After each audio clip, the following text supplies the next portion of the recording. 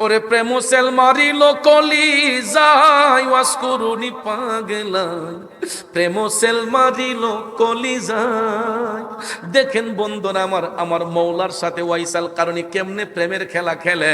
ভাইয়ের আমার বন্ধুরা আমার, ওয়াইসাল কারণী ডাক দিয়া কয়, আল্লাহ তুমি অনুমতি যদি দাও তাইলে আমি জুব্বাটা গায়ে জড়াইতে পারি। কিছুক্ষণ পর অদৃশ্য থেকে অর্থাৎ গায়েব হইতে একটা আওয়াজ আসলো, পাগলা তোমারে জুব্বা পরার অনুমতি দেওয়া হইল। এখন পড়তে কোনো অসুবিধা আছে? এখন দেখা যায় অনুমতি পাবার পরে ওয়াইসাল কারণী সিজদার মধ্যেই পড়ে আছে, সিজদা তো উঠান নাই। কিছুক্ষণ পর আবার গায়েব থেকে আওয়াজ আসলো, কিরে ওয়াজ করুনি, তোর জুব্বা পরার অনুমতি দেওয়া হইল, তুই সিজদার মধ্যে পড়ে আছিস কেন? তখন ওয়াইসাল কারণী ডাক দিয়া কয়, মাবুদ অনুমতি দিয়েছো, কিন্তু এই জুব্বা আমি কখনো গায়ে জড়াইমু না। কেন রে পাগলা, তুই অনুমতি চাইলে জুব্বা পরার জন্য আমি অনুমতি দিলাম, এখন পরবি না কেন? ওয়াইসাল কারণী সিজদার মধ্যেই পড়ে আছে, ডাক দিয়া কয়, আল্লাহ এই জুব্বা আমি কেন পরবো? কিসের জন্য? আমি একা কেমনে জুব্বাটা গায়ে জড়াই? এই জুব্বা পাবার জন্য তোমার হাবিব নবী মোস্তফার কত উম্মতরা দেওয়ানা ছিল। ও মাবুদ, তাদেরকে বাদ দিয়া আমি আজকে একা কেমনে জুব্বাটা গায়ে জড়াই? আল্লাহ গো, তুমি সর্বোচ্চ ক্ষমতার মালিক, যদি তুমি সর্বোচ্চ ক্ষমতার মালিক হও মাবুদ, আমি পাগলা ওই শর্তে জুব্বা পরব যদি তুমি তোমার হাবিব নবী মোস্তফার গুনাহগার উম্মতের গুনাহ মাফ করো।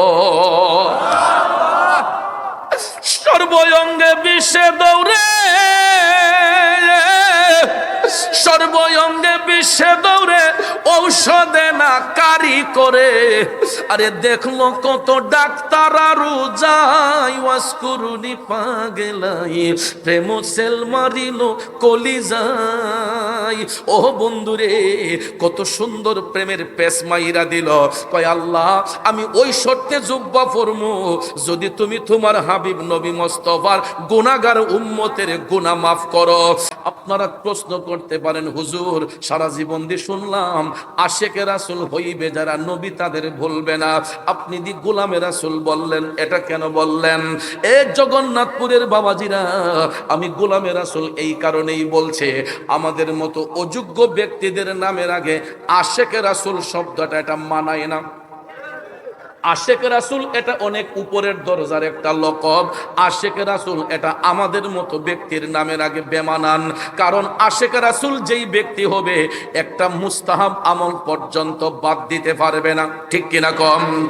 আশেক রাসূল যারা হয় একটা মুস্তাহাব আমল পর্যন্ত বাদ দিবে না।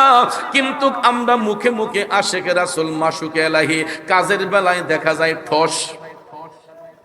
ডক্টরের ডিগ্রি অর্জন না কইরা কেউ যদি নামের আগে ডক্টর লেখে, এটা কি মানবে?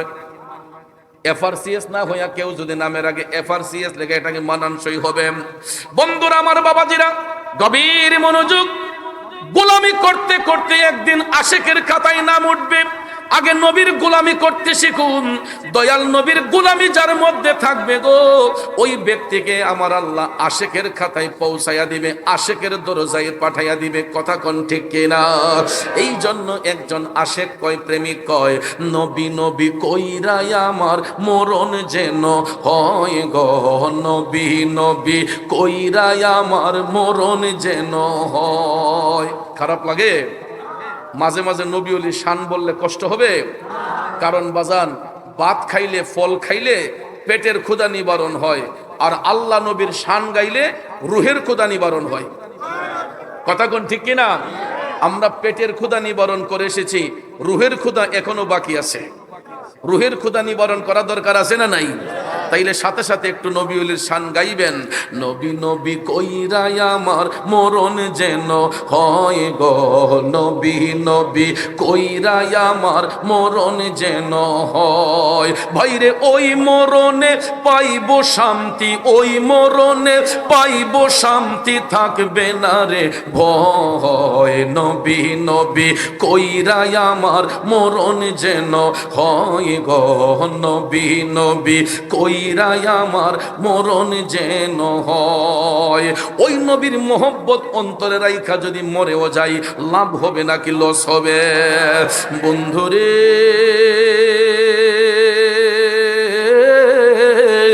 ও সাতহালের বাবাজিরা গো, আমার নবীর জামানায় ছিলেন, কিন্তু জাহিরি চোখ দিয়া কোনোদিন আমার নবীর সাথে দেখা হয় নাই। জাহিরি চোখ দিয়া কোনোদিন আমার নবীকে দেখেন নাই। অন্তরে নবীর মোহব্বত ছিল, ভালোবাসা ছিল। নবী নবী কইয়া কান্দার কারণে আমার নবী খুশি হইয়া ওই আশেকের জন্য নবী হাদিয়া বরাদ্দ করছে। ওই আশেকের নামটা জানার আগ্রহ আছে না নাই? ও আশেকুন কা এইসা বনে হযরত ওয়াইসুল করনি বনে।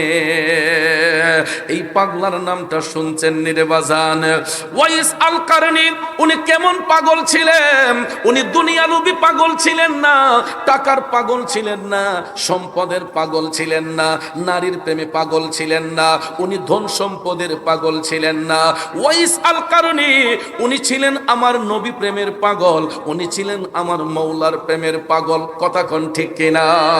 বন্ধুরা আমার, বাবাজিরা, নাম কিন্তু একটাই পাগল, কিন্তু পাগলের অনেক ধরন আছে রে, সব পাগল কিন্তু এক না। কথা কোন ঠিক কিনা? আরে কিছু পাগলে মোহন আছে যারা আল্লাহ নবীর প্রেমে পড়েছে। পাগলকে পাগল বলো না, সব পাগল পাগল না। কিছু পাগলে মোহন আছে যারা আল্লাহ নবীর প্রেমে পড়েছে, আল্লাহ নবীর প্রেমে পড়েছে। ঠিক কিনা বলেন? ওয়াইসাল কারণী এই নামটা সবাই আমরা জানি। কেমন নবীর প্রেমের আশিক ছিল বন্ধু? উহুদের ময়দানে, রুমা পাহাড়ের অপোজিটে উহুদের পাহাড়টা, মদিনা শরীফ গেলে আপনারা ভালো করে দেখতে পারবেন। এই উহুদ পাহাড়ের কর্নারে আমার রাসূল দাঁড়িয়েছিলেন। যখন উহুদের যুদ্ধ সংগঠিত হয়েছিল, রুমা পাহাড়ের অপোজিটে আমার নবী সাহাবাই কেরামকে নিয়ে অবস্থান করেছিলেন। হঠাৎ করে কাফেররা যখন একটার পর একটা পাথর ছুঁড়ে মারতে লাগলো বাজান, একটা পাথর আইসা রে আমার নবীজির দাঁত মুবারকের মধ্যে লাইগা গেছে। দাঁত মুবারকে লাইগা নবীজির দাঁত মুবারকটা ভেঙে গেছে। রক্ত মুবারক যখন টপ টপ করে ঝরতেছে, আমার দয়াল নবীর একটু ব্যথা অনুভব হয়েছে। আর ব্যথার ধরনটা কতটুক হয়েছে ওই ধরনটা জানতে পেরেছিলেন, ওই ধরনটা জানার চেষ্টা করেছিলেন করম দেশের পাগল হযরত ওয়াইসাল কারণে। এখানে একটা কথা হলো বাজাম, আমি যদি বর্তমানে এই জায়গার মধ্যে অসুস্থ হই, দেখবেন মুহূর্তের মধ্যে সংবাদটা চলে যাবে হবিগঞ্জে। কিসের কারণে? মোবাইল ফোনের মাধ্যমে। যখন আমার নবী উহুদ পাহাড়ের মধ্যে দান্ত মুবারক শাহাদাত বরণ করেছিল, আপনারা বলেন তো তখন কি কোনো মোবাইল ফোন ছিল? ইন্টারনেট ছিল? গুগল ছিল?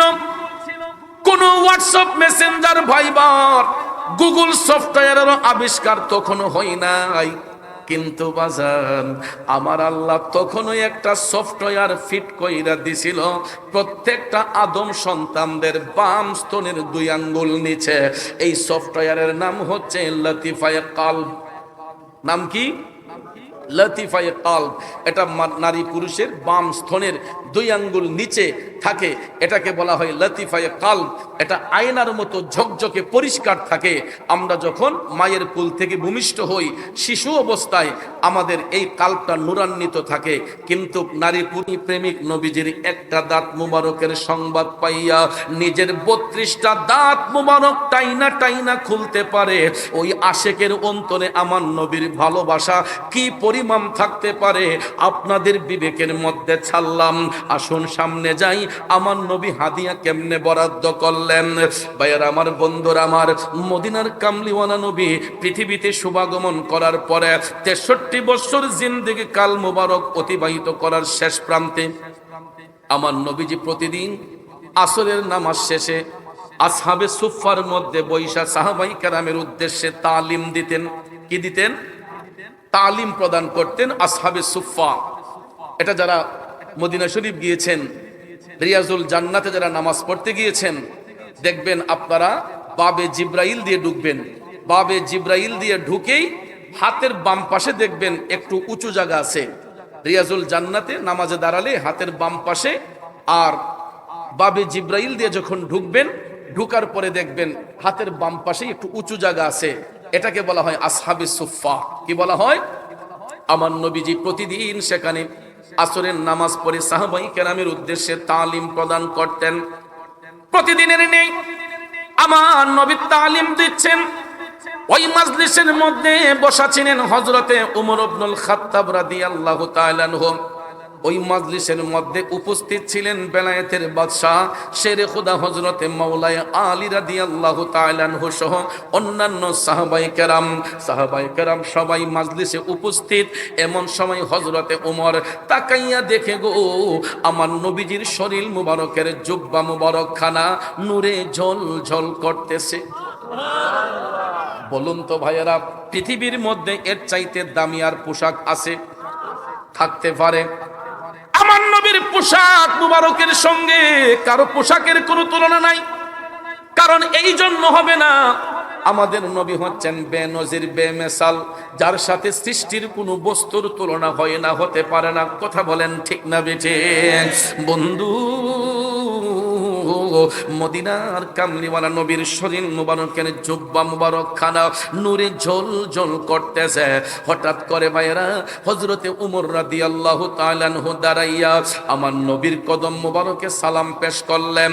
আসসালাতু ওয়াসসালামু আলাইকা ইয়া রাসূলুল্লাহ। নবী গো,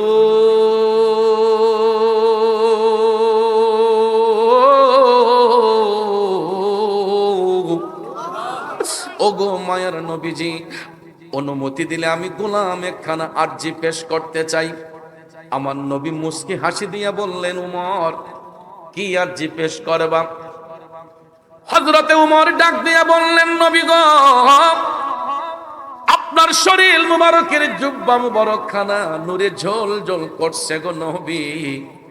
আমি আপনার কদমে জানতে চাই, যেই দিন আপনার বেসাল হবে, ইন্তেকাল হবে, নবী গো, আপনার এই জুব্বা নিয়ে তো অনেকেই টানাটানি করবে। নবী গো, আমি জানতে চাই আপনার বেসাল মুবারকের পরে এই জুব্বা মুবারক খানা আমরা কি করব, কারে দান করব? এই কথাটা বলতেই আমার নবীজি মাথাটা নিচু মুবারক করে ফেললেন। নবীজি হযরতে উমরের উত্তর দিচ্ছেন না। হযরতে উমর আরজি পেশ করে বসে রইলেন। একই প্রশ্ন করার জন্য আবার দাঁড়িয়ে গেলেন হযরতে আলী রাদিয়াল্লাহু তাআলা আনহু। তিনিও বলতেছেন, নবী গো, আমি আলীও জানতে চাই আপনার ইন্তেকাল মুবারকের পরে এই জুব্বা নিয়ে তো অনেকেই টানাটানি করবে, নবী গো, আমরা এটা কাকে দিতে পারি, কে নিবে নবী গো? আমার নবী উত্তর করেন না। হযরত আলীও বসে রইলেন। কিছুক্ষণ পরে দেখা যায় নবীজির চোখের পানি মুবারক টপ টপ করে ঝরতেছে। সাহাবায়ে কেরাম ডাক দিয়া কয়, নবী গো,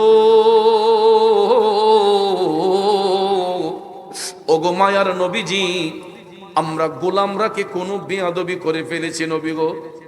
আমার নবী কয়, না রে সাহাবারা, না, তোমরা কখনো কোনো অন্যায় করতে পারো না, বেয়াদবি করতে পারো না। হযরত উমর তখন আবেগপ্লুত কণ্ঠে ডাক দিয়ে বললেন, নবী গো, আপনারে তো এমন করে কাঁদতে দেখি নাই, নবী গো, আপনি কাঁদতেছেন কেন? তখন আমার নবী ডাক দিয়া কয়, উমর, ও আমার আলী, শুনো রে, আমি এই মুহূর্তে আমার একটা পাগলার কথা স্মরণ কইরা কান্দি। কার কথা স্মরণ করে কান্দে? নবীর প্রেমে পাগল হলে, নবীর প্রেমে পাগল হলে আল্লাহ তাআলা খুশি। নবীর দরুদ পড় দিবানিশি, নবীর দরুদ পড় দিবানিশি। নবীর প্রেমে পাগল হলে, নবীর প্রেমে পাগল হলে আল্লাহ তাআলা খুশি। নবীর দরুদ পড় দিবানিশি। খারাপ লাগতেছে ভাইয়েরা। সাহাবায়ে কেরাম ডাক দিয়া বললেন, নবী গো, কে সেই ভাগ্যবান পাগল যার জন্য দয়াল নবী চোখের পানি ছেড়ে কান্দে? ওগো নবীজি, আমরা জানতে চাই কে সেই ভাগ্যবান পাগল যার জন্য মদিনার নবী কান্না করে। আমার নবী তখন ডাক দিয়া কয়, উমর ও আলী, শুনো, আমার ওই পাগলাটা ইয়ামেন দেশের অন্তরালে করম দেশে বাস করে। তার নাম হলো ওয়াইস। নাম কি? তার নাম হলো ওয়াইস। করম দেশে বাস করার কারণে ওনার লকব হলো কারণী, ওয়াইস আল কারণী, এই নামে উনি পরিচিত। সাহাবায়ে কেরাম ডাক দিয়া বললেন, নবী গো, আমরা তো ওই মানুষটাকে কোনোদিন দেখি নাই। আমার নবী বলছেন, আমার সাথে কোনোদিন দেখা হয় নাই। সাহাবায়ে কেরাম স্ট্রেঞ্জ।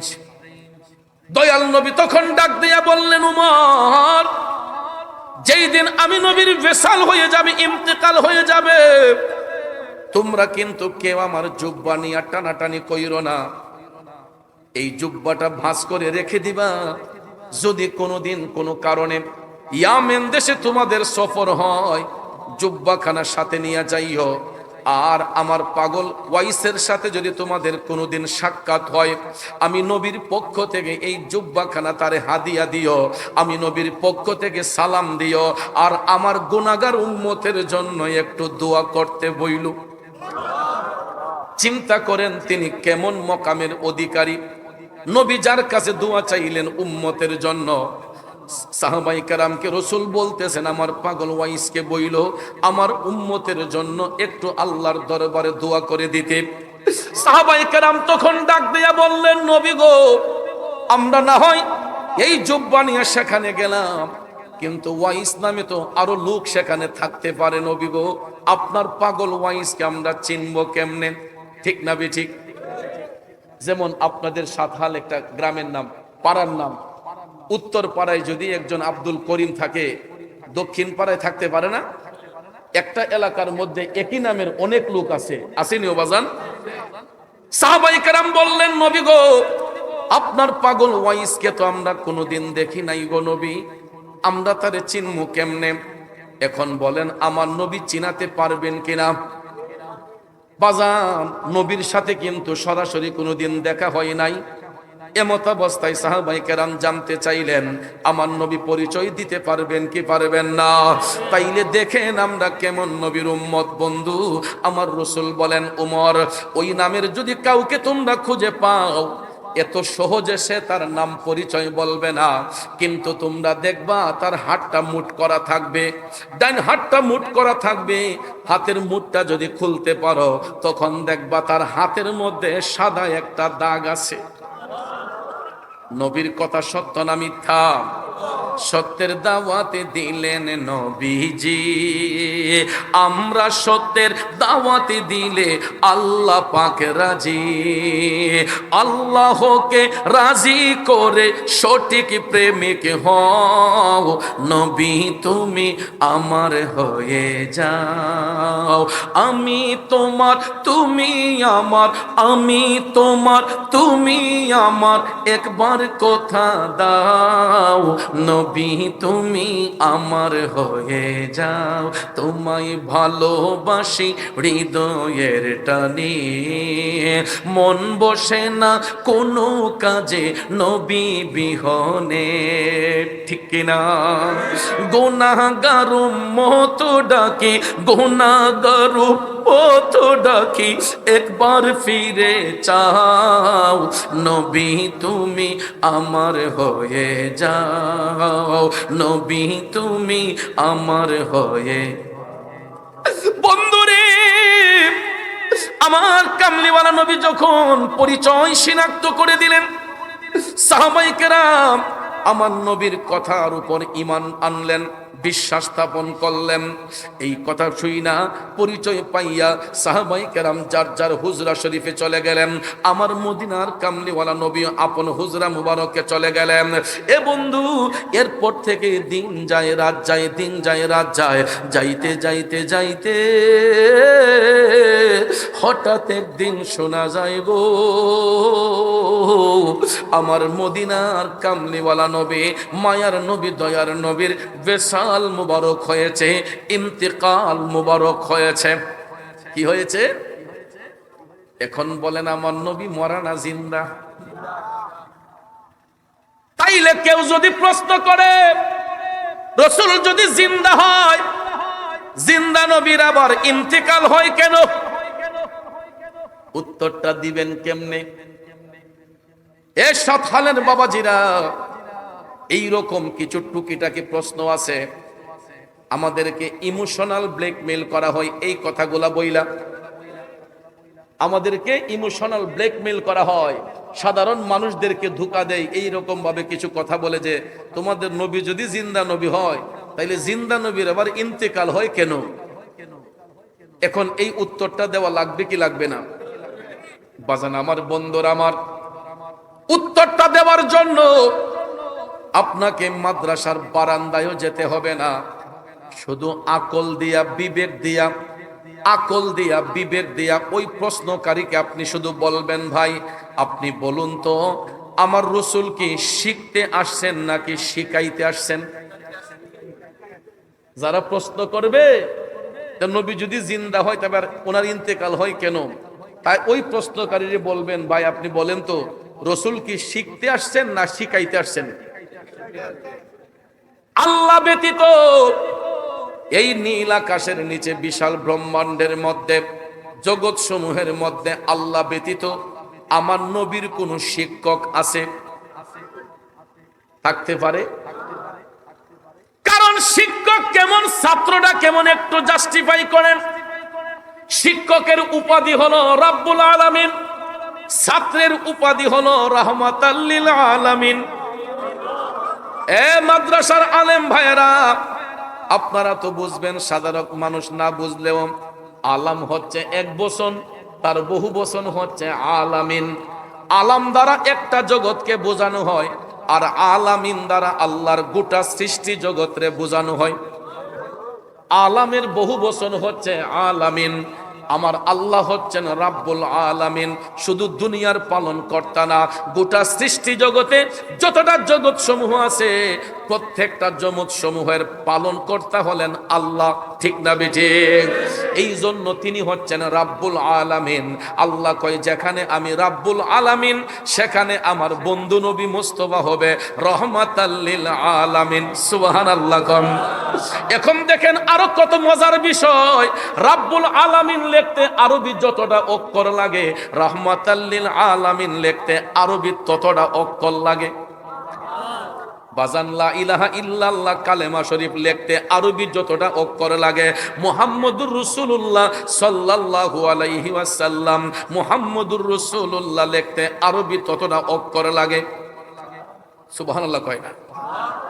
মক্কাতুল মুকাররমা লিখতে আরবি যতটা অক্ষর লাগে, মদিনাতুল মুনাওয়ারা লিখতে আরবি ততটা অক্ষর লাগে, মসজিদ লিখতে আরবি যতটা অক্ষর লাগে, মাদ্রাসা লিখতে আরবি ততটা অক্ষর লাগে। তাইলে বাজান নামের সাথে নাম মিলাইয়া আপন হাবিবকে ইজ্জত দিছেন কে? এই জন্য কবি কয় রাসূল আমরা তোমায় না চিনিলে তোমার কি আসে যায়, দুনো জাহান নবীজির নূরি কদমে ঝুকায়, দুনো জাহান নবীজির নূরি কদমে ঝুকায়। ঠিক কিনা কোন? এ বন্ধু, দুনিয়ার মোল্লা মুন্সিরা আমার নবীর ইজ্জত দিলেই কি না দিলেই কি, আল্লাহ তাআলা ঘোষণা করে বলতেছেন ওয়া রাফা'না লাকা যিকরাক। ও গো হাবিব, ও বন্ধু, আপনার ইজ্জত, আপনার প্রশংসা আমি আল্লাহ বুলন্দ করেছি। দুনিয়ার মানুষ ইজ্জত দিলেই কি না দিলেই কি, নবীর ইজ্জত, নবীর প্রশংসা বাড়াইয়া দিছে কে? এখন আসুন ভাইয়ের আমার, নবীর ইন্তেকালটা হইল কেন? নবী আমাদেরকে শিখাইছেন যে আমরা দুনিয়াতে চিরস্থায়ী নয়, কারণ যে জাতির জন্ম হয় সে জাতির মৃত্যু অনিবার্য। কুল্লু নাফসিন যায়িকাতুল মাউত, প্রত্যেক আত্মাকেই মৃত্যুর স্বাদ গ্রহণ করতে হবে। একমাত্র ওই জিনিসটা শিখাইবার জন্য, বুঝাইবার জন্য আমার নবীর ইন্তেকাল হয়েছে। এখন পার্থক্যটা কোন জায়গায়? আসুন মূল জায়গায় যাই। পার্থক্যটা হলো ওই জায়গায় আমি আপনি মারা যাবার পরে মসজিদের মাইকে আগে ঘোষণা করা হয়, এরপরে আবার জানাজার নামাজের দাওয়াত করা হয়, এরপরে মৃত ব্যক্তিকে জানাজার মাঠে নিয়ে ইমাম সাহেবের উপস্থিতিতে মুসল্লিদের অংশগ্রহণে ইমামতি কইরা জানাজা দিয়া ওই মৃত ব্যক্তিকে কবরস্থ করা হয়। ঠিক কিনা বলেন? আমার নবী যদি মরা নবী হইতেন, নবীরও তো জানাজা হওয়ার কথা ছিল। ঠিক না বেঠিক? নীল আকাশের নিচে এমন কোন মায়ের সন্তান নাই সহিহ সনদে একটা দলিল দিয়ে প্রমাণ করতে পারবে যে আমার নবীর ইন্তেকালের পরে জানাজা পড়াইছেন অমুক ইমাম সাহেব? পারবে দেখাতে? কারণ বাজার পৃথিবীর মধ্যে এমন কোন যোগ্য সম্পন্ন আলেম আল্লাহ পয়দা করে নাই যে আমার নবীর জানাজা পড়াইবে। কথা কোন ঠিক না বেঠে? কারণ আমার রসুল হচ্ছেন হায়াতুন নবী, জিন্দা নবী।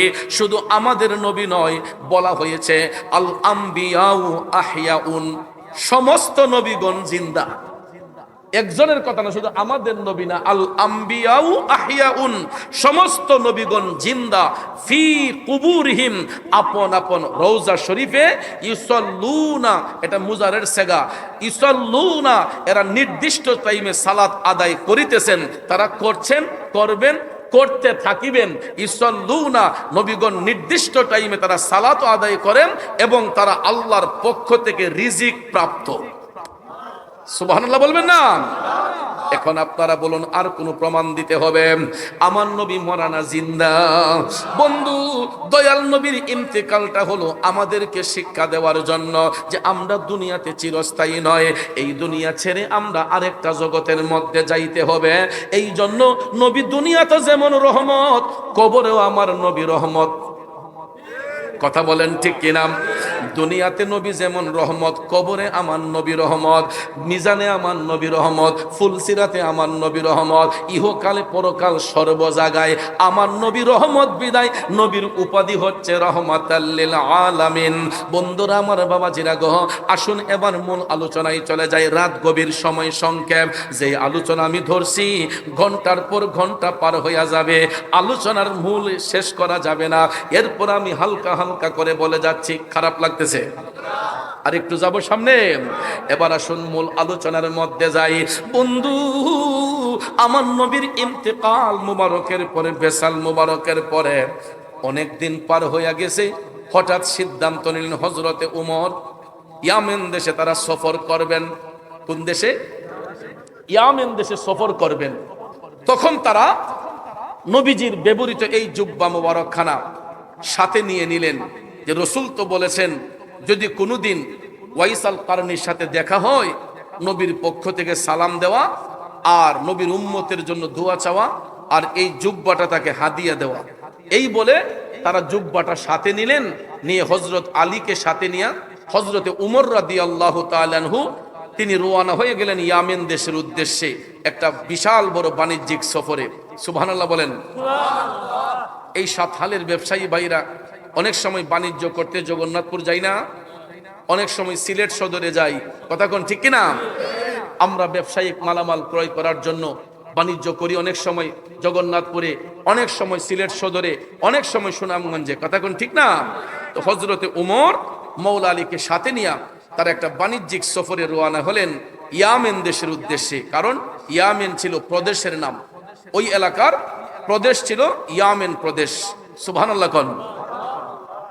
রওনা হয়ে গেলেন জুব্বা সাথে নিয়ে। যাইতে যাইতে যাইতে যাইতে তারা যখন সেখানে গিয়ে উপস্থিত হইলেন, করণ দেশের লোকেশন কেউ বলতে পারে না, করণ দেশের লোকেশন কারো কাছে জানা নাই। প্রতিদিন এক একটা মাজলিসের মধ্যে বৈশা তারা খুঁজেন কিন্তু কেউ চিনতে পারে না, কারণ বাজান চিনার কথা হতো না। ইয়ামেন হলো প্রদেশের নাম, ছোট্ট একটা এলাকার নাম করণ। যেমন জগন্নাথপুর একটা থানা, জগন্নাথপুর একটা থানা, এই থানার অধীনে এমনও গ্রাম আছে আপনাদের অজানা, আছে না? নাকি জগন্নাথপুরের সব গ্রামের নাম জানেন আপনারা? জগন্নাথপুর আপনাদের বাড়ি, থানা এটা আপনাদের, কিন্তু এই থানার অধীনে এমনও গ্রাম আছে যেটা আপনারা নিজেরও চিনেন না। ইয়ামেন হলো প্রদেশের নাম, ছোট্ট একটা এলাকার নাম করণ।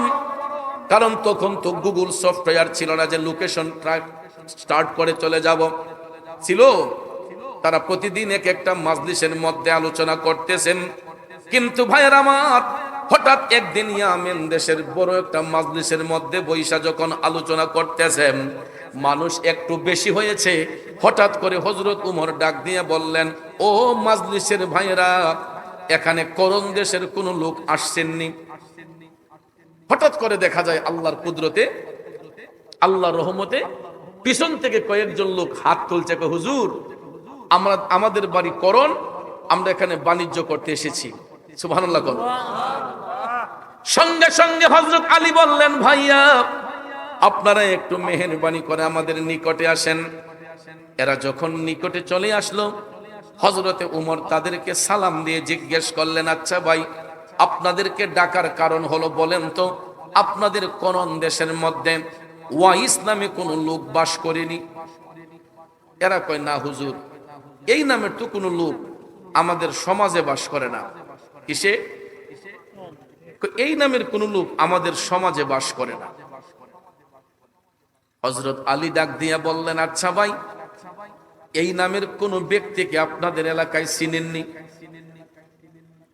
তখন লোকেরা ডাক দিয়া কয়, হুজুর ওই নামের কোন ব্যক্তি আমাদের সমাজে বাস করে না, তবে আমাদের এলাকায় ওই নামের একটা পাগলা আছে, সে লোকালয়ের অন্তরালে, আমাদের এলাকায় নির্জন একটা জঙ্গল আছে, প্রায় সময় দেখি একটা গাইড কান্দের মধ্যে লইয়া ওই জঙ্গলার ভিতরে আসা যাওয়া করে। সঙ্গে সঙ্গে হযরতে উমর ডাক দিয়া বলতেছেন, ভাইয়েরা গো, ও করণ দেশের ভাইয়েরা, ওই পাগলাটাকে আমরা খুঁজতেছি, ওই পাগলটাকে আমাদের দরকার। লোকেরা তখন ডাক দিয়া কয়, হুজুর সে তো আমাদের সমাজে বাস করে না, লোকালয়ের অন্তরালে আমাদের এলাকায় নির্জন একটা জঙ্গল আছে, প্রায় সময় দেখি গাইড লইয়া আসা যাওয়া করে। হযরতে উমর কয়, ভাইয়া ওই পাগলটাকে আমাদের দরকার। তখন লোকেরা ডাক দিয়া কয়, হুজুর আমাদের এই করণ দেশে এত লোক থাকতে পাগলাটারে খুঁজেন কেন হুজুর? কথা তো সেটাই। মুরব্বীর একটা কথা বলে, মানিকে মানিক চিনে রতনে রতন, যে যারে চিনে সেই তারে কিনে। ঠিক না বাজান? আপনার এই সাতহালের মধ্যে ঘুইরা দেখেন, এমনও পাগল আছে বাজান, এমনও কিছু পাগল আছে আমাদের চোখে হয়তো তারে নোংরা মনে হয়, আমাদের চোখে হয়তো তারে খারাপ মনে হয়, কিন্তু যায়া দেখেন আমরা তারে নিন্দাইতেছি, আমরা তাকে ঘৃণা করতেছি, কিন্তু যায়া দেখেন ওই সাতহালের পাগলটাও আমার মৌলার সাথে প্রেমের কালেকশন ফিট কইরা আমার আল্লাহর বন্ধু হইয়া বইসা রইছে। ঠিক না বেঠে? কারণ যে যারে চিনে সেই তারে কিনে। এই জন্য পাগলকে পাগল বলো না, সব পাগল পাগল না, কিছু পাগলে মন আছে যারা আল্লাহ নবীর প্রেমে পড়েছে। আমাদের দেশে এই রকম কিছু পাগল নোংরা সাইজা দুনিয়ার মানুষ গিয়া যাতে তাকে ডিস্টার্ব না করে, আমরা ভালো মানুষটি যাতে তারা ডিস্টার্ব না করি, এই জন্য আউলাকে সে পাগল বেশে দেখবেন। কিছু পাগল এরা কার হক নষ্ট করে না, কেউ ঘরে আগুন দেয় না, কেউ গীবত করে না, কারো পরনিন্দা করে না। এরা দেখবেন খাবারের চিন্তা করে না, বাসস্থানের চিন্তা করে না, ঘুমের চিন্তা করে না। এরা দেখবেন ফেরারি হইয়া এক এক সময় এক এক জায়গায় অবস্থান কইরা ওই গাছের নিচে, আপনার অনেক জায়গা চিপা চাপার মধ্যে, জংলার ভিতরে দেখবেন বৈশা সে কিসের কাপড়, কিসের চুপর, এদের কোনো চিন্তা ভাবনা নাই, এরা আসছে শুধু মৌলাকে নিয়ে ব্যস্ত। কথা বলেন ঠিক কিনা? পরে আল্লাহর পাগল যারা, ঘর বাড়ি সারা, আল্লাহর পাগল যারা, ঘর বাড়ি সারা, ঘুমায় না তারা প্রেমেরই কারণ, দমে দমে আল্লাহ বসিয়া নিরালা, জপিলে হবে রে তোর মন উজালা। ওরে জপিয়া দেখো না, কোনো চিন্তা রবে না, দূর হইয়া যাবে রে কলবের ময়লা। ও ভাই পীর ফকির যারা, দালান কোটা ছাড়া, পীর ফকির যারা দালান কোটা ছাড়া, জিকির বানাইলো তারা গলার মালা, দমে দমে আল্লাহ বসিয়া নিরালা, জপিলে হবে রে তোর মন উজালা। এই জন্য বাজান পায়ে হাত ধইরা বইলা যায়, কোনদিন পাগলকে নিয়ে তামাশা কইরেন না, কারণ কোন মানুষটা কোন হালে আছে আমরা নিজেরাই জানি না। আমরা যে এত ভালো সাইজা রইছে, এই ভালো লেবাসটার ভিতরে যে কত শয়তানি লুকাই আছে। শুধু দাড়ি টুপি জুব্বা লাগাইলেই মক্কার ইমাম হওয়া যায় না, দাড়ি টুপি জুব্বা লাগাইলে শুধু ইমানদার হওয়া যায় না। কারণ দাড়ি টুপি জুব্বা লাগাই আমি দেখছি কত মানুষ সুদের ব্যবসা করে, ঘুষের ব্যবসা করে। দাড়ি টুপি জুব্বা কুর্তা লাগাইও বাজান কত মানুষে দেখবেন নারীবাজি করে, জিনার কাজ করে, বেবিচারি করে, আছে না নাই? এই জন্য বাজান আমার রাসূল বলেছেন, আল গীবাতু আশাদ্দু মিনাজ জিনা, গীবত করা হয়েছে জিনার চাইতে নিকৃষ্ট কাজ। আমরা দেখবেন নিজেকে দোষ দেই না, অন্য মানুষটারে দোষ দিতে পছন্দ করি। এই জন্য আমার নবী বলছেন, অন্যকে দোষী সাব্যস্ত করার আগে নিজের দোষ আছে কিনা একটু যাচাই করুন। যেই ব্যক্তি তার নিজেকে সংশোধন করতে পারলো, সে তার মৌলার প্রেমে ফানা হয়ে গেল। রাসূল বলেছেন, যে যার নিজেকে সংশোধন করতে পারলো সেই আল্লাহর প্রেমে পাগল হয়েছে, ওই ব্যক্তিটা বান্দা থেকে আল্লাহর বন্ধু হবে। কিন্তু আমরা পিছনের কাপড়াই না সামন গুড়ি, পিছন দিয়ে উদাম হইতেছে এই খবর নাই। কথা কোন ঠিক না ঠিক? এই জন্য বাজান কোনো মানুষ নিয়ে কোনোদিন তামাশা করতে নাই। কে কোন হালতে আছে, কোন ভাবে আছে, তাকে থাকতে দেন। পারলে তার জন্য দোয়া করেন যে আল্লাহ ওই ব্যক্তিটার উসিলায় তুমি আমারও মাফ করো। কিন্তু গীবত করা যাবে না, পরনিন্দা করা যাবে না, মানুষের উপর তহমত দেওয়া যাবে না। বন্ধুরা আমার, বাবা যারা হযরতে ওয়াইসাল কারণীকে করণ দেশের মানুষগুলা চিনতে পারে নাই, কই হুজুর ওই পাগলা তো আমাদের সমাজে বাস করে না। প্রায় সময় লোকালয়ের অন্তরালে নির্জন জঙ্গলার ভিতরে গিয়া আসা যাওয়া করে, একটা গাইড কান্দে লইয়া হযরতে উমর বলতেছে, ভাইয়েরা ওই পাগলটার কাছে একটু নিয়ে যাবেননি? কই হুজুর এখন তো রাত হয়ে গেছে, আমরা আগামীকাল সকালে আমরা করণের উদ্দেশ্যে রওনা দেব। তারা বলছেন আমাদেরকে সাথে নিয়ে যাইন। কই ইনশাআল্লাহ। পরের দিন সকালবেলা তারা রওনা হইলেন করণ দেশের উদ্দেশ্যে। হযরতে উমর ওসিয়ত পালনের জন্য নবীজির এই দেওয়া হাদিয়াটুকু পৌঁছানোর জন্য তারাও কষ্ট স্বীকার করে দুইজন রওনা হইলেন। হইয়া যাইতে যাইতে যাইতে যাইতে যাইতে বাজান করণ দেশের মধ্যে গিয়া উপস্থিত হইলেন। এখন লোকেরা কয়, হুজুর এই যে জঙ্গলার ভিতরে পাগলা অবস্থান করে। তখন বলেন চলেন যাই। করণ দেশের লোকরা কয়, না হুজুর আমরা জঙ্গলার ভিতরে যেতে পারবো না। কেন? কয় হুজুর জঙ্গলের ভিতরে তো হিংস্র প্রাণী থাকে। কি থাকে? হিংস্র প্রাণী থাকে। এই জন্য আমাদের এলাকার কেউ ডরাইয়া এই জঙ্গলার ভিতরে ঢুকে না। কিন্তু যারা আল্লাহর প্রেমে পাগল হয়, জঙ্গলার বাঘেও হেরারে খায় না। ঠিক না বেটি? সুলতানুল বাংলা হযরতে বাবা শাহজালাল মুজাররদ ইয়ামানি রহমাতুল্লাহ আলাইহি, উনি যখন বাংলার জমিনে এসেছিলেন 360 আউলিয়ার বিশাল বাহিনী নিয়ে, কোন ঘরবাড়ি আছে? কোন ঘরবাড়ি ছিল? রাস্তাঘাট ছিল? আল্লাহর ওলি বাবা শাহজালাল তিনিও কিন্তু জঙ্গলার ভিতরে উঁচু জায়গার মধ্যে বৈশা মৌলার জিকির করে হিন্দু রাজাদের প্রাচীরগুলা ভেঙেছেন। অস্ত্র দিয়া নয়, বোমা দিয়া নয়, তরবারি দিয়া নয়, আল্লাহর ওলিদের মুখে ছিল সবচেয়ে বড় অস্ত্র, সেটা হচ্ছে আল্লাহু আকবার। কথা কোন ঠিক কিনা? এই অস্ত্রের চাইতে বড় অস্ত্র পৃথিবীতে কোনো বিজ্ঞানী আর বানাতে পারবে না, কারণ সবচেয়ে বড় অস্ত্র হলো আল্লাহু আকবার। এই সুলতানুল বাংলা হযরত শাহজালাল আর এই আল্লাহু আকবার ধ্বনির এমন শক্তি, এত পাওয়ার, এটা আল্লাহর আরশ পর্যন্ত চলে যায় এই পাওয়ারের আওয়াজ। সুবহানাল্লাহ বলেন। তাইলে বাজান আমার বন্ধুরা, আমার ওলিদের কাজ ভালো না খারাপ?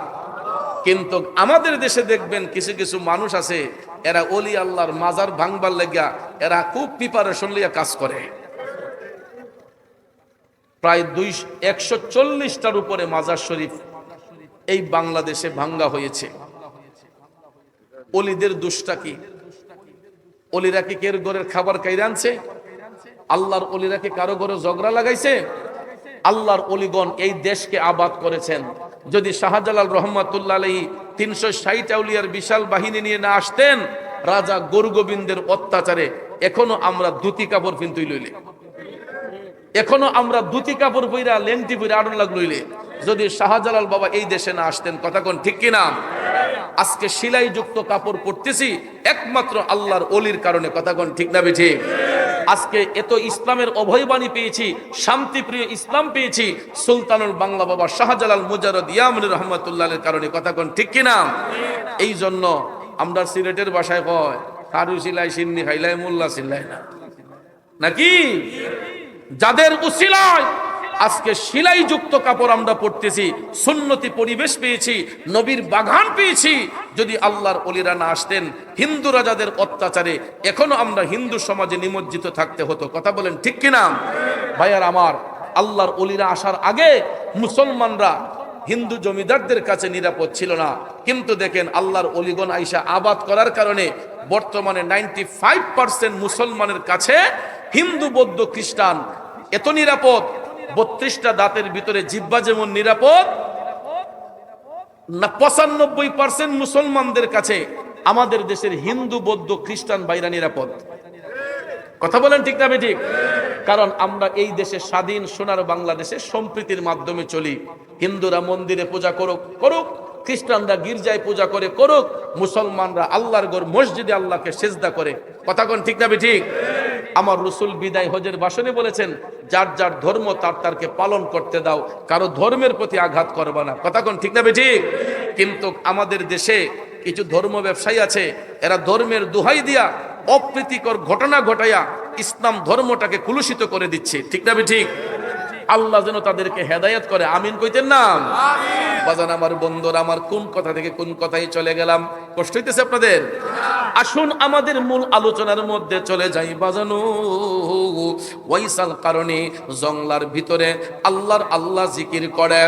লোকেরা কয়, হুজুর জংলার ভিতরে হিংস্র প্রাণী থাকে, এই জন্য আমরা কেউ যাই না। মূল আলোচনা কিন্তু এই জায়গায় ছিল, মনে আসেনি? হযরতে উমর বললেন, তাইলে ঠিক আছে, এখন পাগলারে পাওয়া যাইবনি? কয়, হ্যাঁ হুজুর, এই টাইমে পাগলা জংলার ভিতরে আসা যাওয়া করে। তখন হযরতে উমর বললেন, ঠিক আছে, আপনাদেরকে ধন্যবাদ। এরা চলে গেল। তখন হযরতে উমর মওলা আলীকে সাথে নিয়া জংলার ভিতরে ঢুকলেন। জংলার ভিতরে ঢুইকা দেখে গো, কেবলামুখী হইয়া ওয়াইস আল কারণে নামাজের মাধ্যমে আমার আল্লাহরে সিজদা করতেছে। কি করতেছে? ও নামাজ পড়ো রে, গহীনে ডুবিয়া নামাজ পড়ো, পঞ্চয়াত্মা মুক্তা দিয়া জ্ঞানী মন সাজাইও রে, গহীনে ডুবিয়া নামাজ পড়ো, নামাজ পড়ো রে, গহীনে ডুবিয়া নামাজ পড়ো।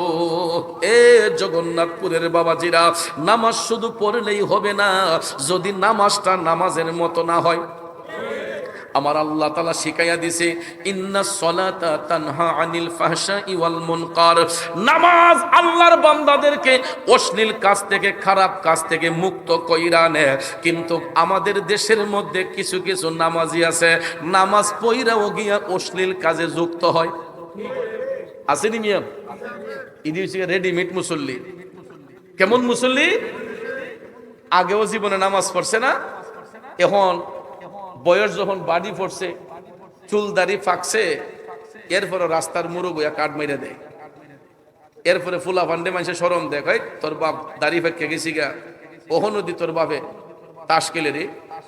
এই ফুলা যখন শুনছে তার আত্মসম্মান লাগছে, এ গিয়া বাদ দিয়া কইছে, আব্বা আর কতই তা করতাই, তোমার কারণে মুখ দেখাইতাম পারি না। কই কিতাবুত, কই তুমি রাস্তার মুরু যে কাঠ খেলো তাস খেলো মানুষের তো আন্ডারে সরম দেয়, ইতা সারো সাইরা বালাও নামাজ কান করো। ফুতে যখন সরম দিছে এখন কই নারী নামাজ পড়ন লাগবে, আল্লাহরে ডরাইয়া না, আল্লাহরে ডরাইয়া না। ছেলের কাছ থেকে ইজ্জত বাঁচবার লাগিয়া কিছু কিছু রেডিমেড মুসল্লি আছে, দেখবেন এরা নামাজও পড়ে আর শাস্তলো বইয়া কোন হুজুরের পাঞ্জাবি লাম্বা কুন্ডা বাচ্চা, ঠিক না বেটি? যত গিবত ফাইসালি আছে রেডিমেড মুসল্লিরা দেখবেন এই শাস্তলের মাঝে কার ফুলায় কার ফুরি লিয়ে গেছি গা, কার ফুলায় কিতা করছে না করছে সব গিবত দেখবেন শাস্তলো বইয়া বইয়া হইতেছে, আর এমদা নামাজ পড়া কপালো কালো দাগ ফলাই দিচ্ছে। আসেনি আসেনি? এই জন্য বাজান, নামাজ পড়লাম সুদ খাইলাম, নামাজ পড়লাম ঘুষ খাইলাম, নামাজ পড়লাম বেবিচারি করলাম, নামাজ পড়লাম আরেকজনের ক্ষেতের আল কাইটা নিজের ক্ষেতে ঢুকাইলাম। আসেনি? তসবিও জপতাছে নামাজও পড়তাছে, সকালবেলা গিয়ে খাসা কাটতে কাটতে আরেক বেটার আইল কাইটা বেটার ক্ষেতে ঢুকে গেছি গা। আছে না নাই? এরপরও দেখবেন তাই কত ইমানদার কয়, হ্যাঁ এটা আমার জায়গা, এমন আসেনি? এই জন্য ভাইয়ার আমার শুনেন, একজন কবি লিখেছেন, মন ভাঙ্গে না মসজিদ ভাঙ্গে, ভাঙ্গে আমার আল্লাহর ঘর, ভাঙ্গে আমার আল্লাহর ঘর, মন মন্দিরে আল্লাহর বাড়ি, ব্যথা দিস না তার ভিতর। ঠিক কিনা বলেন বন্ধু? নামাজ যদি কাজা হয়, রোজা যদি কাজা হয়, আল্লাহর কাছে চোখের পানি চাহিরা তওবা করলে আল্লাহ ক্ষমা করে। কিন্তু বান্দা যখন বান্দার মনে কষ্ট দেয়, ওই বান্দা যতক্ষণ ক্ষমা না দিব আমার আল্লাহও ক্ষমা দিব না। এই জন্য মানুষের হক নষ্ট কইরা যতই নামাজ পড়েন এই নামাজে কোনো কাজ হবে না। এই জন্য বাজান, নামাজ কোনো ঠাট্টা মস্কারার ইবাদত নয়। নামাজ এমন একটা পবিত্র ইবাদত, যেই ইবাদতের মধ্যে দাঁড়াইয়া গেলে মওলা পাকের সাথে বান্দার একটা প্রেমের কালেকশন ফিট হয়। নামাজে দাঁড়াইলে আমার আল্লাহর সাথে বান্দার একটা প্রেমের কালেকশন ফিট হয়। আর ইমাম সাহেব হুজুর মুক্তাদি যতক্ষণ কেরাত পড়ে এবং কেরাত শুনে, বুঝতে হবে মওলার সাথে বান্দার কথাবার্তা চলতেছে। নামাজের মধ্যে কোরআনের আয়াত তেলাওয়াত করা হয় না? কোরআন কার বাণী? জোরে কোন কার বাণী? তাইলে নামাজে দাঁড়াইয়া যতক্ষণ কোরআন শরীফ তেলাওয়াত করা হয়, ইমাম সাহেব পড়লে মুক্তাদিরা শুনে। এটা মনে রাখবেন, ইমামের কেরাতি হলো মুক্তাদির কেরাত। যখন আমরা ইক্তেদাইতু বিহাজাল ইমাম বলে ফেলি, তখন কিন্তু মুক্তাদিয়ার কেরাত পড়ার প্রয়োজন নাই, ইমামের কেরাতি মুক্তাদির কেরাত হয়ে যায়। কথা কোন ঠিক কিনা? ইমাম সাহেব পইরা যে সওয়াব পাইবে, মুক্তাদি ইক্তেদা করে শুই না এরকম সওয়াব পাবে। এই জন্য ভাইয়ের আমার, বন্ধুরা আমার, নামাজের মধ্যে দাঁড়াইয়া যতক্ষণ কোরআনের আয়াত তেলাওয়াত করা হয়, আল্লাহর সাথে বান্দার একটা কথাবার্তা হয়। এই জন্য বাজানো, নামাজ পড়লাম সিজদা দিমু আল্লাহরে, আমাদের মন চলে যায় শাস্তলে। নামাজ পড়মু সিজদা দিমু আল্লাহরে, মন চইলা যায় খেলার মাঠে। সিজদা দিমু আল্লাহরে, মন চইলা যায় পকেটের মোবাইলে। আসেনি? দেখবেন চাইনা মোবাইলটি যখন পকেটের মাঝে নামাজের সময় বাজে, পুরাটা মসজিদ গরম হয়ে যায়। ঠিক না ঠিক? এটি বন্ধ করলো শব্দ হয়, ওপেন করলো শব্দ হয়। ঠিক না ঠিক? এরপরে কত মুসল্লি আছে দেখবেন, এটা এক ব্যাটারি পকেটে কুলার পরে বাইরে আমার যখন শব্দ হইতেছে নি, নামাজও হইলাম খার হইছে, এরপরে দেখবেন দেখে কেটে ফোন দিছে, জিজ্ঞাসাইরা টিপ দিয়ে এখন বন্ধ হয় না, উরুরি করে তো। এরপরে টিপ দিতে দিতে দেখবেন দিয়া সাইরা বন্ধ হইরা আবার ফটো তুইয়া। আসেনি আসেনি? এটা নামাজ না দুকাবাজি? নামাজ না দুকাবাজি? এই নামাজ দিয়া কি আল্লাহর সন্তুষ্টি হবে? এই নামাজ দিয়ে আল্লাহর সন্তুষ্টি হবে না। এই জন্য বাজান গভীর মনোযোগ, নামাজ পড়তে হবে নির্জনে, একাগ্র চিত্তে, আপন আপন খানকায়, মসজিদে, জামাতে এইরকম ভাবে নামাজ পড়ব যাতে করে নামাজ পড়তে গিয়ে কোনো ধরনের রিয়া, কোনো ধরনের অহংকার, ফখর আমাদের মধ্যে না আসে। এই রিয়া মুক্ত হইয়া ওয়াইসাল কারণে লোকালয়ের অন্তরালে এই করণ দেশের নির্জন জঙ্গলার ভিতরে যাইয়া মানুষ যাতে ডিস্টার্ব না করে, ইবাদতের মধ্যে যাতে কোনো প্রকার রিয়া না আসে, ফখর না আসে, ইনি জঙ্গলার ভিতরে যাইয়া আমার আল্লাহরে সিজদা করতেন। কারে? সিজদার মালিক কে? নাকি পৃথিবীর কোনো মানুষ? মাঝে মধ্যে দেখবেন অনেক ফিসাবরা মুরিদের সিজদা লয়, আসেনি ভাইয়ার আমার? অনেক সময় গিয়ে দেখবেন ভক্তি দিতে লিয়া সিজদা মেরে দেয়, কদম বুসির নাম দিয়া অনেকে সিজদা মেরে দেয়। খবরদার, ওলি আল্লাহর কে কদম বুসি করবেন, মা বাবারে, উস্তাদকে, পীর মুর্শিদরে কদম বুসি করবেন, কিন্তু সিজদা হবে একমাত্র আল্লাহর জন্য। আর সিজদার শর্ত হলো নাক এবং কপাল, আর কদম বুসির শর্ত হলো ঠোঁট এবং পাও। অঙ্গই আলাদা, নাক একটা অঙ্গ, কপাল একটা অঙ্গ, ঠোঁট একটা অঙ্গ। কথা কোন ঠিক না ঠিক? সিজদার মালিক হবেন আল্লাহ, আর সিজদার শর্ত হলো নাক এবং কপাল জমিনও লাগতে হবে। অনেকে মাথা নইলে বলে সিজদা জিজ্ঞায়, মাথা নইলেই সিজদা হয় না মিয়া। সিজদার শর্ত হবে নাক, কপাল জমিনও লাগতে হবে। আর যদি এটা আল্লাহ তাআলার জন্য হয় এটা হবে সিজদা। আর আল্লাহ ব্যতীত যদি নাক, কপাল জমিনও লাগে অন্য ব্যক্তির জন্য, আল্লাহ ছাড়া আর কারো জন্য, তখন এটা হবে শিরিক। কি হবে? শিরিক হবে এটা। এই জন্য আমরা নাক, কপাল জমিনে লাগাবো একমাত্র কার জন্য?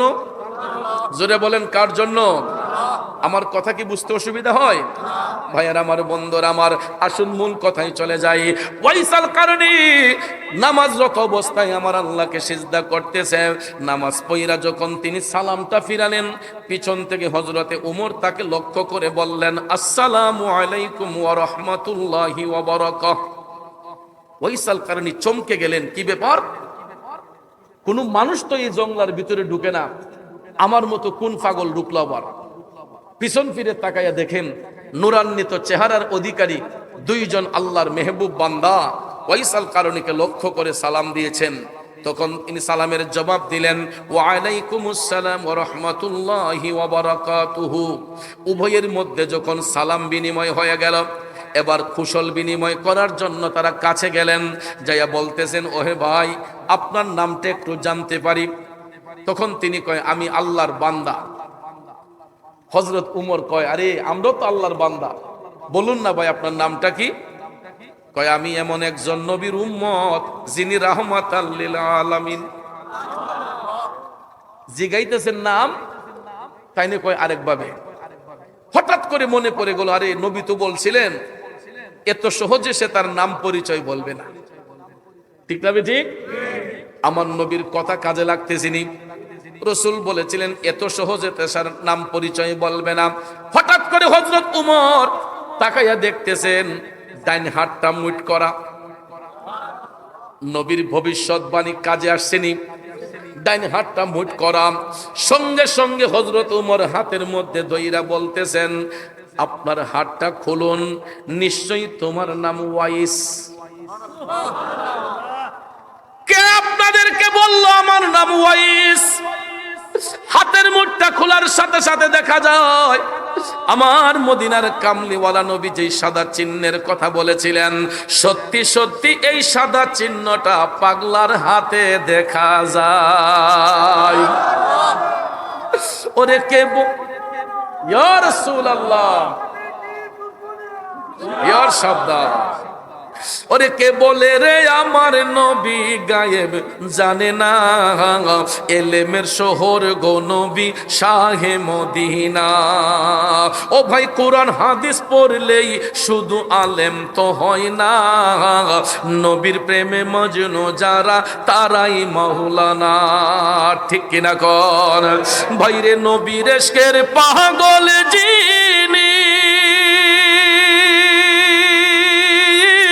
তার সিনায় লেমের খনি,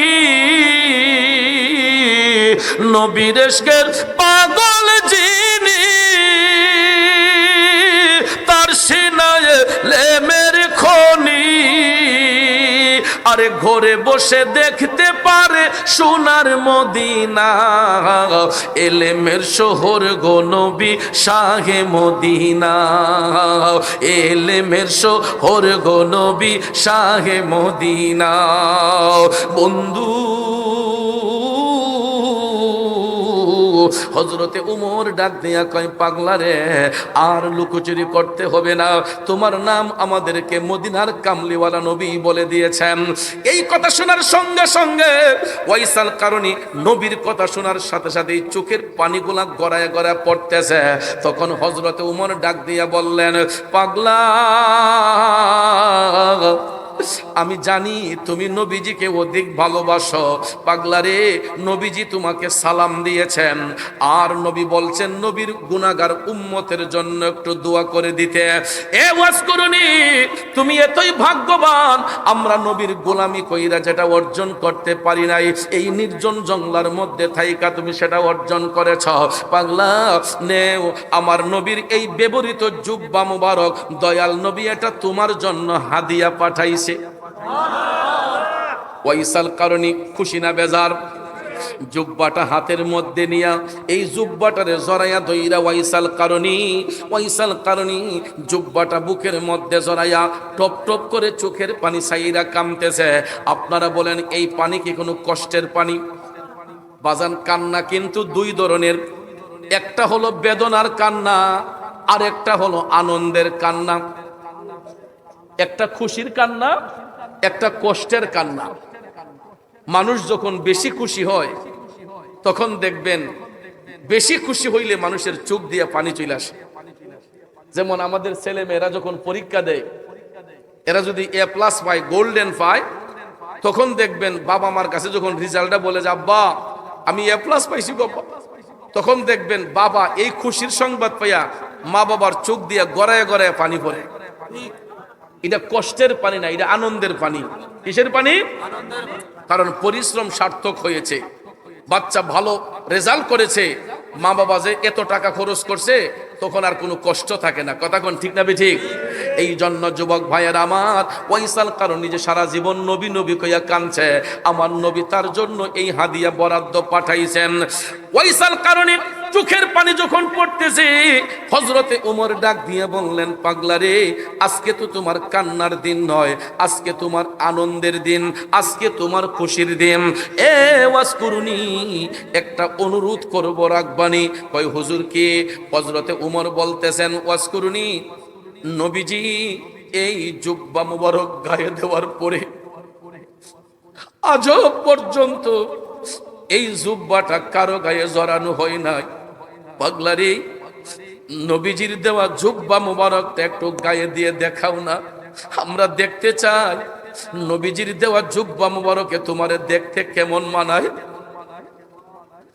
হযরতে উমর আমার নবীরে ভালোবাসা অনুরোধ করে বললেন, পাগলা, জুব্বাটা একটু গায়ে দিয়ে আমাদেরকে দেখাও না, কারণ এই জুব্বা পাবার জন্য তো সবাই দেওয়ানা ছিলেন, কিন্তু নবীজি তো এটা ওয়াইসাল কারণীর জন্য বরাদ্দ করেছেন। ওয়াইসাল কারণী ডাক দিয়া কই, হুজুর, জুব্বা যদি পড়তে হয় আমার একটু সময় দেন, আপনারা অপেক্ষা করেন, আমি জংলার ভিতরে যাইয়া কাপড়টা পইরা আসি। তখন হযরত উমর ভাবলেন যে একটা কাপড় চেঞ্জ করতে তো আর বেশি সময় লাগে না, ঠিক না বাজান? যে ঠিক আছে, আমরা ওয়েট করছি, তুমি জুব্বাটা চেঞ্জ করে আসো। হযরত উমর, মওলা আলী, তারা দুইজন বসে রইলেন, অপেক্ষা করতেছেন। ওয়াইসাল কারণী জুব্বা নিয়ে জংলার ভিতরে গেছে, যাইয়া কি করছে জানেন? উনি কেবলামুখী হইয়া সিজদার মধ্যে পইরা আমার আল্লাহরে ডাক দিয়া বলতেছে, আল্লাহ, আমি অধম পাগলের জন্য তোমার হাবিব নবী মুস্তাফার পক্ষ থেকে একখানা জুব্বা হাদিয়া আসছে, আল্লাহ গো, তুমি অনুমতি দিলে আমি জুব্বা খানা গায়ে জড়াইতে পারি। ও ওরে প্রেম সেল মারিল কলি যায় ওয়াসকুরুনি পাগলাই, প্রেম সেল মারিল কলি যায়। দেখেন বন্ধুরা আমার, আমার মৌলার সাথে ওয়াইসাল কারণী কেমনে প্রেমের খেলা খেলে। ভাইয়ের আমার বন্ধুরা আমার, ওয়াইসাল কারণী ডাক দিয়া কয়, আল্লাহ তুমি অনুমতি যদি দাও তাইলে আমি জুব্বাটা গায়ে জড়াইতে পারি। কিছুক্ষণ পর অদৃশ্য থেকে অর্থাৎ গায়েব হইতে একটা আওয়াজ আসলো, পাগলা তোমারে জুব্বা পরার অনুমতি দেওয়া হইল। এখন পড়তে কোনো অসুবিধা আছে? এখন দেখা যায় অনুমতি পাবার পরে ওয়াইসাল কারণী সিজদার মধ্যেই পড়ে আছে, সিজদা তো উঠান নাই। কিছুক্ষণ পর আবার গায়েব থেকে আওয়াজ আসলো, কিরে ওয়াসকুরুনি তোরের জুব্বা পরার অনুমতি দেওয়া হইল, তুই সিজদার মধ্যে পড়ে আছিস কেন? তখন ওয়াইসাল কারণী ডাক দিয়া কয়, মাবুদ অনুমতি দিয়েছো, কিন্তু এই জুব্বা আমি কখনো গায়ে জড়াইমু না। কেন রে পাগলা? তুই অনুমতি চাইলে জুব্বা পরার জন্য আমি অনুমতি দিলাম, এখন পরবি না কেন? ওয়াইসাল কারণী সিজদার মধ্যেই পড়ে আছে, ডাক দিয়া কয়, আল্লাহ এই জুব্বা আমি কেন পরব? কিসের জন্য? আমি একা কেমনে জুব্বাটা গায়ে জড়াই? এই জুব্বা পাওয়ার জন্য তোমার হাবিব নবী মোস্তফার কত উম্মতরা দেওয়ানা ছিল। ও মাবুদ, তাদেরকে বাদ দিয়া আমি আজকে একা কেমনে জুব্বাটা গায়ে জড়াই? আল্লাহ গো তুমি সর্বোচ্চ ক্ষমতার মালিক, যদি তুমি সর্বোচ্চ ক্ষমতার মালিক হও মাবুদ, আমি পাগলা ওই শর্তে জুব্বা পরব যদি তুমি তোমার হাবিব নবী মোস্তফার গুনাহগার উম্মতের গুনাহ মাফ করো। সর্বঙ্গে বিষে দৌড়ে, সর্বঙ্গে বিষে দৌড়ে ঔষধে না কারি করে। আরে দেখলো কত ডাক্তার আরু যাই ওয়াসকুরুনি পাগলাই, প্রেম সেল মারিল কলি যায়। ও বন্ধুরে, কত সুন্দর প্রেমের পেশ মাইরা দিল। কয় আল্লাহ আমি ওই শর্তে জুব্বা ফরমু যদি তুমি তোমার হাবিব নবী মোস্তফার গুনাহগার উম্মতের গুনাহ মাফ করো। আমার আল্লাহ তাআলা বললেন, পাগলা তুই আমার বন্ধু নবীকে ভালোবাসস, আমার বন্ধু নবীর উম্মতদেরকে এত ভালোবাসস রে। হে পাগলা, যা এত বিনয় করে বলার কারণে আমি তোর উসিলায় আমার হাবিব নবী মোস্তফার সমস্ত উম্মতের গুনাহ মাফ, আমি আমার নবী মোস্তফার কয়েক হাজার উম্মতের গুনাহ মাফ করে দিলাম।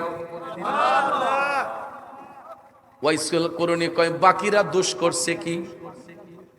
কয়েক হাজার মাফ করলা, আমি তো বলছি সমস্ত উম্মতের গুনাহ মাফ করতে। আল্লাহ তুমি কয়েক হাজার মাফ করলে, বাকিরা দোষ করছে কি? আহা, প্রেম কি ধন লোকে বলে, চিনে না কুলের ছেলে, যদি তারে কেহ না শিখায়। ঠিক না বিঠি? আরে ভাই, প্রেম কি ধন লোকে বলে, চিনে না কুলের ছেলে, যদি তারে কেহ না শিখায়। ও মালিক তুই আমারে প্রেম শিখায়া, তুই আমারে প্রেম শিখায়া কোন দোষে যাবে সারিয়া। আরে প্রেম ফাঁসি লটকায়া গলায় ওয়াসকুরুনি পাগলাই, প্রেম সেল মারিল কলি যায়। ওয়াইসাল কারণে কয় আমি সিজদাও উঠাইব না, জুব্বাও পরব না যদি তোমার হাবিব নবী মোস্তফার সমস্ত উম্মতের গুনাহ মাফ করো। এই বলে যখন সিজদার মধ্যে পড়ে আছে, দ্বিতীয়বার আমার আল্লাহ আবার আওয়াজ পাঠাইলেন, পাগলা আমার হাবিব নবী মোস্তফার দেওয়া জুব্বা মুবারকে যতগুলা সুতা আছে, সুতার উপরে যতগুলা লুমের আঁশ রয়েছে, এর চাইতে ৩-৪ গুণ বেশি মাফ কইরা দিলাম। পাগলা কই, তাও মানি না, সিজদাও উঠাইব না, জুব্বাও পরব না। আল্লাহ, আমি একবারই তো বলেছি যতক্ষণ তোমার হাবিব নবী মুস্তাফার সমস্ত উম্মতের গুনাহ ক্ষমা না করবা ততক্ষণ পর্যন্ত আমি জুব্বাও পরব না, সিজদাও উঠাইব না। সিজদার মধ্যে পইরা আসে, এক নম্বর ডাকের উত্তর আসলো, দ্বিতীয় ডাকের উত্তর আসলো, 3 নম্বর ডাক দিয়ে যখন পাগলা সিজদায় পড়ে আছে, উত্তর আসার আগেই দুইজন যে অপেক্ষায় মনে আসেনি?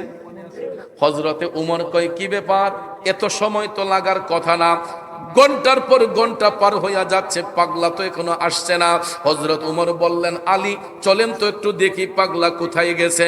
তারা দুইজন জঙ্গলার ভিতরে যাইয়া ঢুকলেন, ঢুইকা দেখে গো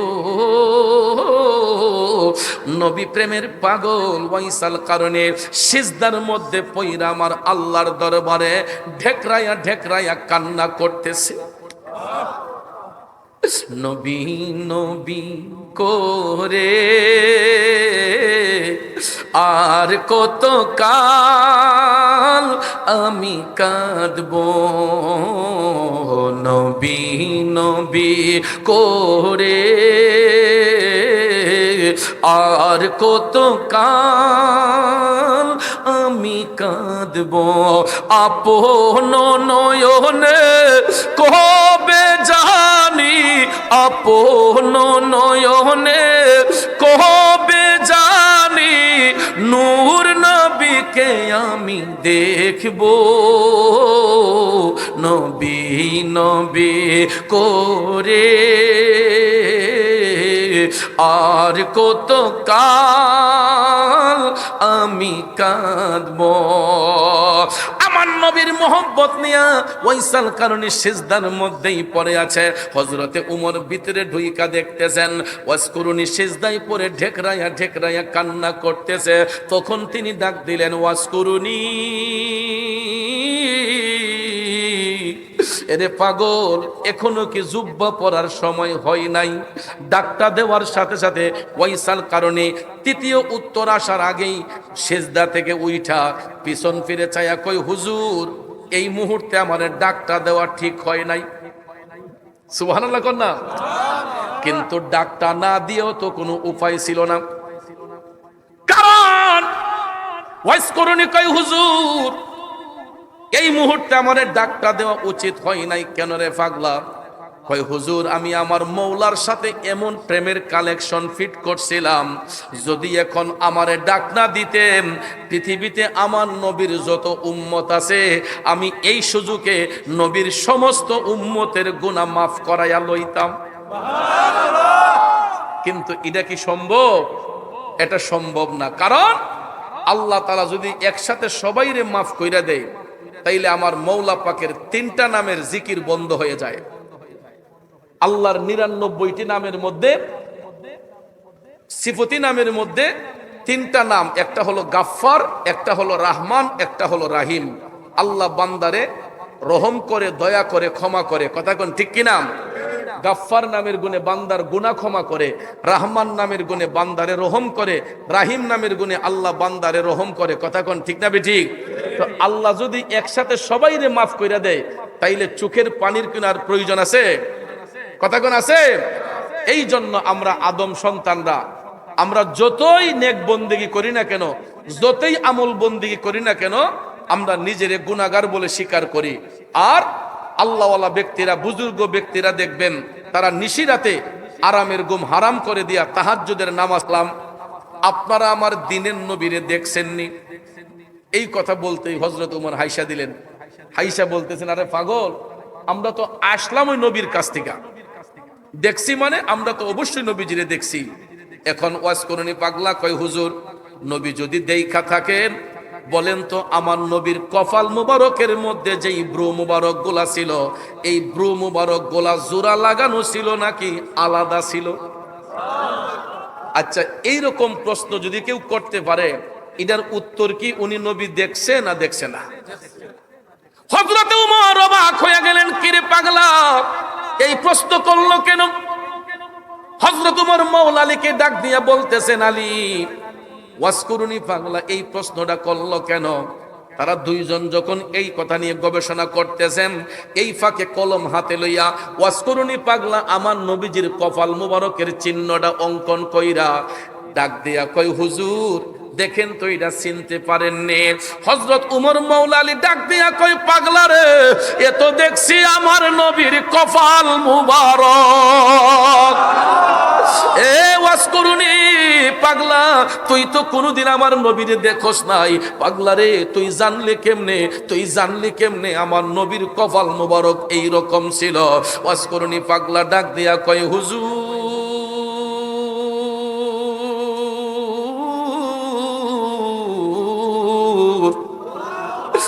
নবী দেখার জন্য মদিনা শরীফ যাওয়া লাগে না। হুজুর নবী দেখার জন্য মদিনা শরীফ যাওয়া লাগে না। পৃথিবীর যে কোনো প্রান্ত থেকেই গোলামরা যদি নবীর দিকে রজ্জু হইয়া যায়, আমার নবী সেই জায়গাতে আইসা গোলামদেরকে দেখা দিয়া যায়। কারণ এই 7 হালের অনেকের পক্ষে মক্কা শরীফ মদিনা শরীফ যাওয়া সম্ভব না। অর্থ যাদের আছে এরাই যেতে পারবে, কিন্তু সামর্থ্যহীন ব্যক্তিগুলারও তো মন চাই দেখতে। আমরা যাইতে পারি না, কিন্তু এখান থেকে বৈশা যদি নবীর দিকে রজ্জু হইয়া যায়, কামলিওয়ালা নবী আমাদেরকে আইসা দেখা দিতে পারেন কি পারেন না? আরে দিদারে মুস্তাফা কবে হবে যে, অপেক্ষায় রত আছে এই দুটি নয়ন যে, শয়নে স্বপনে স্মরণে মুস্তাফা আমায় সর্বদা বিভোর করে দে, মদিনায় কবে যাব আমি যে, মদিনায় কবে যাব আমি যে। আল্লাহ যেন সবার নসিবে একবার হলো মক্কা শরীফ মদিনা শরীফের জিয়ারত নসিব করাইয়া দেয়। সবাই বলেন আমিন। বন্ধুরা আমার, বাবাজিরা, ওয়াইসাল কারণী যখন এই কথা বলল, হযরত আলী বললেন, পাগলা তোমার সব কথা মানলাম, তুমি তো নবীর জামানায় ছিলা, একটা বারের জন্য তো যাইতে পারতাম। তখন ওয়াজকুরুনি পাগলা বলেন যে, হুজুর আমি ইতিপূর্বে 3 বার গেছি, নবীজি থাকা অবস্থায় আমি 3 বার মদিনা শরীফ গেছি, কিন্তু যেই কোনো কারণে নবীজির সাথে আমার দেখা হয় নাই। পরিশেষে 4র্থবার যখন আবার যাওয়ার প্রিপারেশন নিয়েছি, তখন রসুল আমাকে নিষেধ করেছেন যাওয়ার জন্য। সুবহানাল্লাহ কোন। এখান থেকে মেশকাত শরীফের একটা বর্ণনা পাইলাম, আমার নবী কেন নিষেধ করলেন ওয়াইসাল কারণীকে? কারণ তিনি যে কান্দের মধ্যে একটা গাইড লইয়া ঘুরতেন, এই গাইটের ভিতরে কি ছিল জানেন নি গো বাজান? ওই গাইটের ভিতরে ছিল তার গর্ভধারিণী মা। আমার নবী কামলিওয়ালা বলেছিলেন, পাগলা তুই আসার দরকার নাই, তুই তোর মার সেবা কর, তোর মায়ের সেবা কর, আমি রসুল আইসা তোরে দেখা দিয়া যাইম।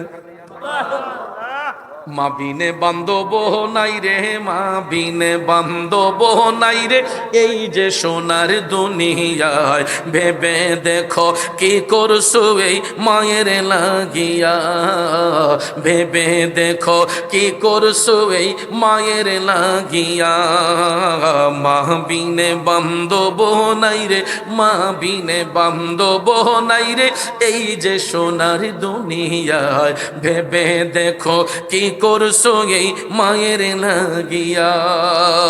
যুবক বন্ধুরে, এ আমার বাবাজিরা, পৃথিবীর মধ্যে একটা সন্তানের শ্রেষ্ঠ 2টা আপন বন্ধু আছে। 2টা বন্ধু কোনোদিন শত্রু হয় না। একটা বন্ধুর নাম হলো বাবা, আর একটা বন্ধুর নাম হলো মা। এই জন্য কবি বলেছেন, বাবাকে তোমরা জানিও কাবা, মদিনা জানিও মাকে, বাঁচিয়া যদি গো থাকে। হো তোমরা করিও ভাই বন্ধুগণ মাতা পিতার খেদমত, করিও নবীর উম্মত, করিও নবীর উম্মত।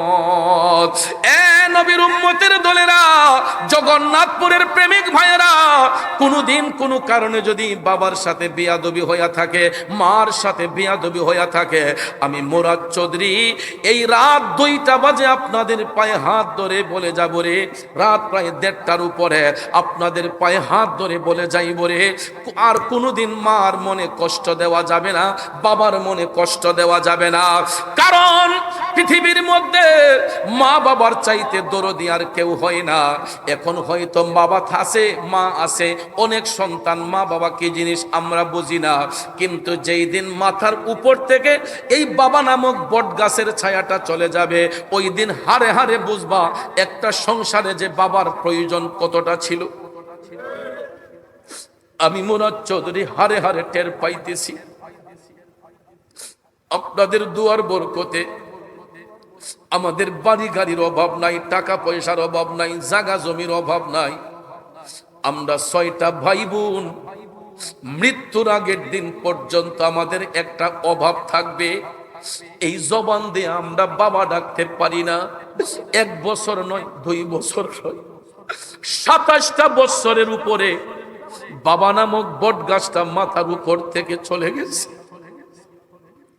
আমি এমন একটা হতভাগ্য সন্তান, যেই বয়সে বাবা হারাইছি রে, আমার বাবার জানাজার নামাজের ইমামতিটা করতে পারি নাই।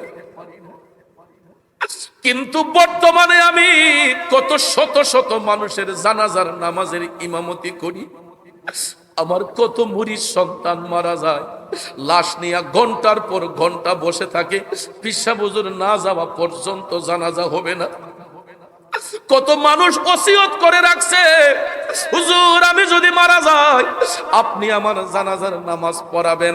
সত্যি সত্যি আমি অধম গুনাহগার, এই পর্যন্ত কত শত শত মানুষের জানাজার নামাজ পড়াইলাম, কিন্তু নিজের বাবার জানাজার নামাজটা পড়াইতে পারি নাই, কারণ ছোট্টবেলা বাবা হারাইছি। এই জন্য মারে নিয়ে গর্ব করি সারাটা দেশ। এই 27টা বছর জীবনের সাথে যুদ্ধ করে আমার গর্ভধারিণী মা আমরা 6টা ভাই বোনকে মাস্টার ডিগ্রি কমপ্লিট করাইছে। 27টা বছর জীবনের সাথে যুদ্ধ করে আমার আম্মা এই যুদ্ধে জয়ী হয়েছে। কারণ একই ঘরে 6টা সন্তান মাস্টার ডিগ্রি কমপ্লিট করা সাধারণ কথা।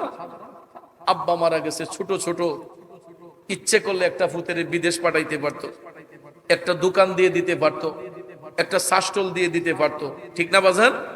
যে তোর বাপ নাই আমার কাজ কইরা খাওয়া। কিন্তু আমার বাবার আদর্শ ছিল এক বেলা কম খাইও, এরপর পড়ালেখা চাইরো না, এক বেলা কম খাইও, পড়াশোনা বাদ দিবা না। আজকে আমার আম্মা এই কথাটারে সম্মান দিয়ে আমরা 6 ভাই বোনকে মাস্টার ডিগ্রি কমপ্লিট করিয়েছেন। এখন ডায়াবেটিসের রোগী, প্রেসারের রোগী, আম্মা অসুস্থ হয়ে গেছে, বয়সও তো হয়েছে। ভাইয়ার আমার, বন্ধুরা আমার, এরপরেও রাত 1টা 2টা 3টা পর্যন্ত জায়গা থাকে। হঠাৎ করে দেখি মোবাইলের রিংটোন, কি গো আম্মা এখনো ঘুমাইছেন না? আম্মা কই ফুত তোমরা বাহিরে থাকলে আমি কি চোখ লাগাইতে পারি? ছেলে যদি কোথাও যায় মার মনে শান্তি নাই, কখন আসবে জাদু ফিরিয়া। বন্ধুরে এই শীতের রাতে অসুস্থ মানুষটা, এরপরও সন্তান ঘরে না যাওয়া পর্যন্ত চোখে ঘুম আসে না। আমি কই আম্মা ঘুমাইলেন না কেন? আম্মা কই ফুত কেন যেন চোখের মধ্যে ঘুম আসে না, রাস্তায় কুয়াশা থাকে, কত আপদ বিপদ থাকতে পারে রে ফুত, এই জন্য মনটা যেন ছটফট ছটফট করে। নিরাপদ জায়গা পর্যন্ত না যাওয়া পর্যন্ত আম্মা চোখের মধ্যে ঘুম আসে না। একটা বাস্তব সত্য কথা, গতকালকে আমি 3 দিন সফর কইরা যখন বাড়িতে আসলাম, আম্মারে বলছি যে আম্মা আজকে আমি মাহফিল শেষে বাসায় আসবো। সব দিন তো যাইতে পারি না, এক এক দিন এক এক জায়গায় প্রোগ্রাম থাকে। তো কালকে ফজরের টাইমে হঠাৎ করে দেখি আমার আসতে আসতে সকাল 7টা হয়ে গেছে। ব্রাহ্মণবাড়িয়ার 2টা প্রোগ্রাম শেষ করে আসতে আসতে সকাল হয়ে গেছে। হঠাৎ করে দেখি আম্মা ফজরের টাইমে আমি ড্রাইভিং করতেছি, আমার ড্রাইভার সাহেবের শরীরটা অসুস্থ ছিল, নিজেই গাড়ি চালাচ্ছি, এমন সময় দেখি আম্মা ফোন দিছে। আমি গাড়িতে বসে রিসিভ করছি। আম্মা কফুত কই আসো? আমাকে আম্মা অমুক জায়গায় আইসা পড়ছি। কয় বেটা শুনছি তুমি আজকে আসবা, সারাটা রাত ঘুমাইছি না। একটু পর পরই চোখটা ছুটটা জায়গা। এটা শুধু আমার মা নয়, সমাজের প্রত্যেকটা সন্তানের মা। তার সন্তান যদি মায়ের চোখের আড়ালে থাকে, একটা মাও ঠিক মতো খায় না, ঠিক মতো ঘুমায় না রে বন্ধু। আর আমরা সন্তানরা বড় হইয়া যদি ওই মারে কষ্ট দেই, আমার আল্লাহর আরশটা তখন থর থর কইরা কাইপা উঠে। এই জন্য তোমরা কোনোদিনও মা বাবার মনেতে কষ্ট দিও না।